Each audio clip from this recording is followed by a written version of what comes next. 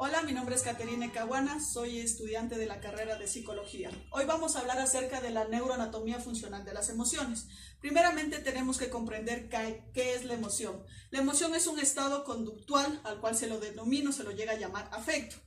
Luego tenemos que las emociones producen muchas respuestas motoras, es decir, comprende lo que es la muscularidad facial y el resto de nuestros músculos, en especial la muscularidad facial, porque es aquella en donde se refleja mediante gestos las emociones que nosotros queremos transmitir.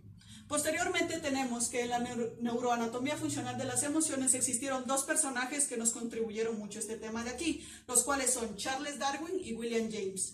Charles Darwin, como conocemos, es un pionero de la biología evolucionista, el cual nos explica que las emociones humanas tienen que ver mucho con el origen de la evolución. Posteriormente también nos habló de las expresiones básicas, las cuales fueron muy comunes en muchas comunidades en ese entonces. Ahora sí, William James. William James fue el pionero y el padre de la psicología, el cual fue el coautor de la teoría periférica, la cual nos dice que los sentidos son aquellos que nos pueden ayudar a transmitir una emoción.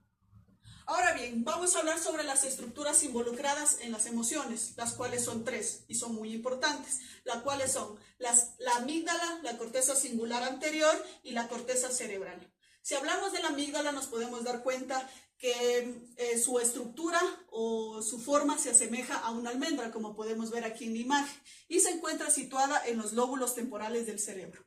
Consta de tres niveles muy importantes, los cuales fueron que nos ayuda a la consolidación de los recuerdos positivos en nuestro cerebro. Luego tenemos que mediante investigaciones se logró comprobar que también la amígdala está inmiscuida en las expresiones faciales que nosotros producimos. Y luego tenemos que también la amígdala nos ayuda en el procesamiento de la memoria. Ahora vamos a hablar de la corteza singular anterior. La corteza singular en sí es como un cinturón que se encuentra rodeado o rodea lo que es el cuerpo calloso de nuestro cerebro. Nos importa en sí la parte que corresponde a la corteza singular anterior, que mediante investigaciones se ha logrado comprobar que está inmiscuida en el proceso de la atención y de la memoria de nuestro cerebro.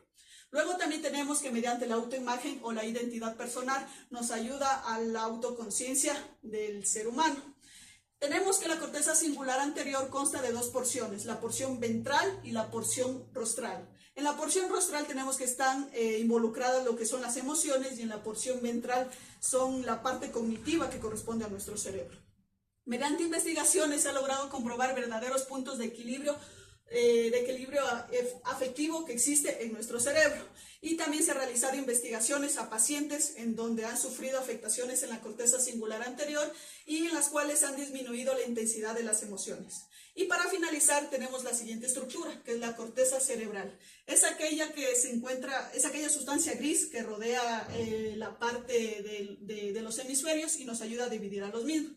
Tenemos que existe un circuito que nos ayuda a comprobar cómo se dan las emociones, que es la corteza orbitofrontal y la ventromedial. Tenemos también que existe un modelo de aproximación o evitación. Este modelo de aquí nos permite a nosotros este modelo permite ser un mediador entre la respuesta afectiva. Esto quiere decir que es un mecanismo que nos ayuda a generar una respuesta ante un estímulo. Tenemos que existe la corteza prefrontal izquierda y la corteza prefrontal derecha. La corteza prefrontal izquierda es aquella que está ligada a los afectos de aproximación y la corteza prefrontal derecha es aquella que está ligada a los afectos de evitación. Si tenemos una corteza prefrontal izquierda que está tónicamente activa, quiere decir que nosotros vamos a tener afectos positivos. Y si tenemos una corteza prefrontal derecha que está tónicamente activa, quiere decir que nosotros vamos a ser un poco más sensitivos ante los estímulos que generen amenaza en nuestro organismo. Muchas gracias.